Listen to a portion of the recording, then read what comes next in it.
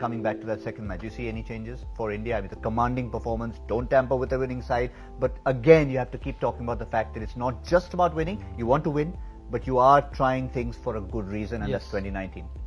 You will probably want to continue with the change which they made in this match, which is Kuldeep and Chahal playing together. If they've again made that kind of impact in the middle overs, you would want to continue with that kind of process. The only other change will be possibly debatable is whether you want to try 3 pure bowlers. That's something which team management will be debating on. Apart from that, I don't see any other changes.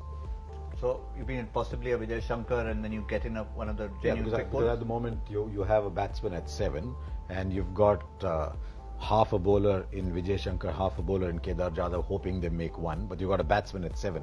If you want to play a third seamer, then you've got to say, right, 6 batsmen, you go and win the game for you. Bhu will help around in the 7, and let's try our Khalil or Siraj.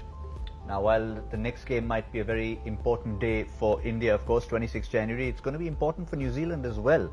The opposition, they need to come back into this, and of course, not just for the series, but they too, like every other country in the world, are rebuilding and trying to find that 15 or 16 for the World Cup. They're pretty settled, actually. I think the only person they're missing from this side, they didn't play Colin de Grandhomme today.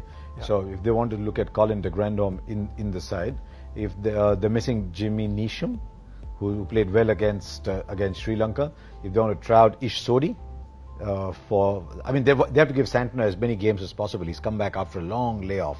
So the only question is, will they play someone like an Ish Sodhi for either a Lockie Ferguson or a Tim Southee is something you've got to think, or Doug Bracewell. Yeah, the Grandhomme has always shown that he is an impact player, and with Neesham not there, they are two very similar players. You'd expect from New Zealand side, what they will be thinking about is how to play different phases of the game. I think that the chat will be more around regrouping, getting that confidence going, working together as a team, creating that kind of platform. Because when you play first half of the match so poorly, it's never easy for you to just kind of have a good body language out there or have the positive thinking. So the talk will be more around what kind of approach they should have, how they should play different phases of the game, and particularly your bowlers also need something to play with. So if you're batting first, you got to put up those runs on board, get as close to the pass score as possible, if not over. And if you're bowling first, it's always about keeping that total below par or having that impact early on in the game. He makes a valid point. Who bails out New Zealand? New Zealand play one-day cricket a lot like England do. They just go. They just keep attacking all the way. Maybe Williamson is just holding it a little bit, but otherwise they're just going go all along because they're used to playing 330, 340 games. So if you're suddenly 50 for 3, then what happens? And they need to get used to playing differently in different phases, I guess. I mean, it's just a thought. Yeah, but also in terms of playing the spinners, the second number that got defied today, other than our wonderful predictions at the start of the show. Which we were right, of course, in total number of runs, was the fact that spin doesn't always make an impact in New Zealand. You pointed out, look who's below that, Australia. And Chahal got wickets there. Chahal got wickets today, so did Kuldeep Yadav. So there was enough impact from the spinners to suggest that yes, there will be an impact, so enough to think about for New Zealand. How do we take on those 20 overs? One way to do that is not give wickets in the top 10, and therefore, as he said right at the start, the spinners will bowl differently, and so then tackle the spinners a little bit more. If you're one down when the spinners come on, then the pressure's on the spinners, not on the batsmen. Australia obviously found a way as time went on. England also, we saw in that summer they had struggled a little bit against spin. But what do you think New Zealand need to do? Because it didn't seem that they weren't able to read Kuldeep Yadav. It's just that one or two of them were even soft dismissals. You need someone to bat through that phase of the innings. When Kane Williamson was batting, he was easily collecting those 3-4 runs per over.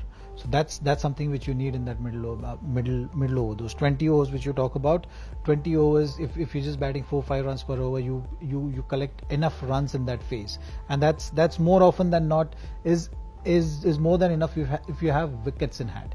If you don't have wickets in hand, then that's where the real trouble starts. So to get to that kind of a scenario, which you've seen in the Australian series as well, they've been 50-50 run partnerships. So they've been losing wickets, but they've been losing wickets to calculated risk or to a good ball. So that's something which is very important to build those partnership in the middle phase. If you look at the first 10 over runs in Australian series as well, it was around 40 runs in the first 10 overs with 2 wickets down. But the important thing is to see off that phase with the calculated risk kind of approach rather than just playing the big shots. Also, the single and doubles matter. It doesn't matter the size of the ground, but the approach has to be focusing more on rotating that strike and then waiting for the loose ball.